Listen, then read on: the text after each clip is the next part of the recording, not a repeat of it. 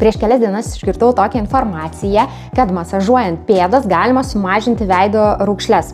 Ir žinom, kad mūsų kūnas, viskas jame yra susiję vienas su kitu ir reikėtų holistiškai labai pasižiūrėti į mūsų kūną. Taigi, nusprendžiau pasidomėti, tikrai radau straipsnių įvairių ir tikrai labai rimtų straipsnių apie tai, kaip masažuojant pėdas, kaip yra paveikiama, visi aukščiau einantis raumenys, sausgyslės, limfotaka gerėja. Tai iš tikrųjų ir atsiliepia ir veido raukšlių mažinimui. Tai parodysiu keletą pratimų, kuriuos pamačiau ir noriu pasidalinti su jumis. Tai tam reikia tokio kamuoliuko, kuris yra kietas kamuoliukas ir turi tokius spyglius. Tai jį dedam ant grindų.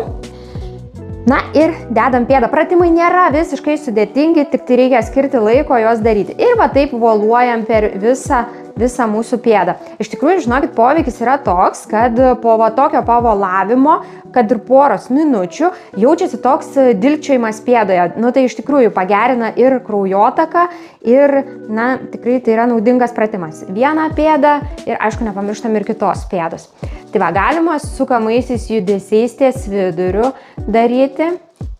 Ir tai iš tikrųjų nėra sudėtingas pratimas, galima jį daryti tiesiog tada, kada turite laiko. Tam nereikia specialiai ten pasiruošti, tiesiog pasiėmėt kamuoliuką, nusėvėt batus ar šlepetes ir darot pratimą. Tai lauksiu jūsų komentarų, kas išbandysit. Jeigu tokių dalykų neturit, tai kviečiu tiesiog užsukti į sporto prekių parduotuvę, kažkokią kitokią parduotuvę ir įsigyti, jie tikrai nekainuoja daug.